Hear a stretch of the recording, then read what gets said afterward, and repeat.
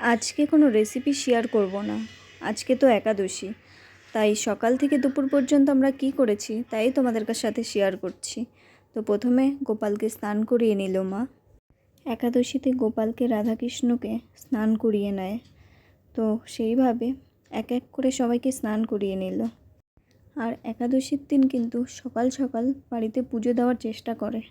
কার কার বাড়িতে একাদশীর দিন সকাল সকাল পুজো দেয় একটু কমেন্টে প্লিজ জানিয়ে দেবে। আমাদের বাড়িতে কিন্তু প্রত্যেক দিনই সকালেই পুজো হয়, সকালে পুজো দিয়ে তারপর বাকি কাজ হয়।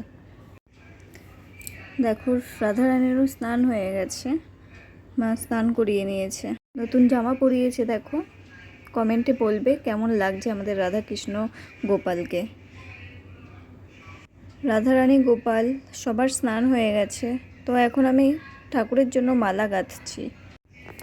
এইভাবে আমি আজকে সব ঠাকুরের মালা গেঁথেছিলাম। তো দেখো আজকে কত সুন্দর লাগছে সব ঠাকুরকে। আর হ্যাঁ, ঠাকুরের জন্য কিন্তু আমি মালা একা গাঁথিনি, আমার মাও গেঁথেছে। তোমরা সবাই কমেন্টে জানিয়ে দেবে আমাদের ঠাকুরের জায়গাটা কত সুন্দর হয়েছে। তারপর চলে আসলাম রান্নাঘরে। আজকে সাবুর রুটি আর আলুর তরকারি হবে। তো দেখো প্রথমে আমি আলুর তরকারি করব। প্রথমে ঘি দিয়ে দিলাম কড়াইয়ে, তো ঘি দিয়ে তারপর দেখো সাদা জিরে দিয়ে দিলাম। তারপর আমি কেটে রাখা আলু দিয়ে দেব। আর তরকারিতে কিন্তু হলুদ দেব না, শুধু নুন দিয়ে। তো দেখো আমি হালকা ভেজে নেব। দেখো আলু ভেজে নিচ্ছি। একাদশীর দিন কিন্তু হলুদ খাই না আমরা, অনেকেই খায়। তো দেখো পরিমাণ মতো নুন দিয়ে দিলাম, নুন দিয়ে ভালো করে নাড়িয়ে নেব। তো দেখো এইভাবে আমরা আলুর তরকারি করব। তারপর পরিমাণ মতো কাঁচা লঙ্কা দিয়ে দেব, যে যেমন ঝাল খায় সেইভাবে। দেখো আমরা 2টো লঙ্কা দিয়েছি, আমরা কম ঝাল খাই একটু। তো এইভাবে আমি তরকারিটা হালকা ভেজে নিচ্ছি। তো দেখো তারপর পরিমাণ মতো উষ্ণ গরম জল দিয়ে দেবে। আমরাও পরিমাণ মতো উষ্ণ গরম জল দিয়ে দিয়েছি। দেখো তরকারিটা হচ্ছে, দেখো ফুটে এসছে। তো এখন পরিমাণ মতো একটু ঘি দিয়ে দেব, ঘি দিয়ে নাড়িয়ে দেব।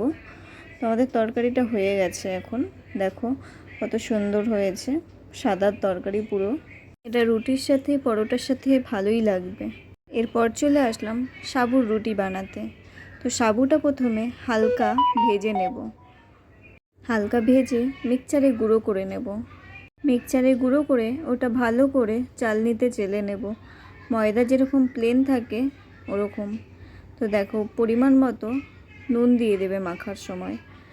তো দেখো আমাদের চালাও হয়ে গেছে, পরিমাণ মতো নুনও দিয়েছি। আর জল দিয়ে যে মাখবে, জলটা উষ্ণ গরম জল দেবে, হালকা উষ্ণ গরম জল দিয়ে মাখবে পুরো।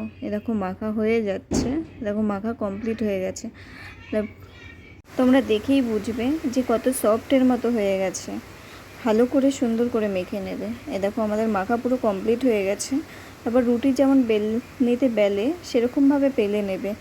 দেখো মা বেলছে। তারপর একটা ছোট থালার সাহায্যে ওটা সুন্দরের জন্য কেটে নেবে।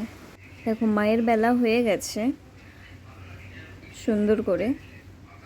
তো তারপর এখন একটা থালা বা প্লেটের সাহায্যে ওটা মা কেটে নিয়েছে, যাতে ওটা সুন্দর লাগে দেখতে। দেখো কাটা হয়ে গেছে।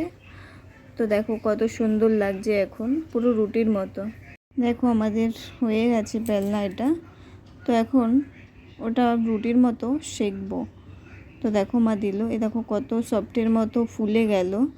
তোমরাও এরকম যারা খাওনি তারা খেয়ে নেবে, কত সুন্দর লাগছে দেখতে। দেখো পুরো লুচির মতো, ফুলকো লুচির মতো। তো আমাদের রেসিপিটা আজকে এইটুকুই।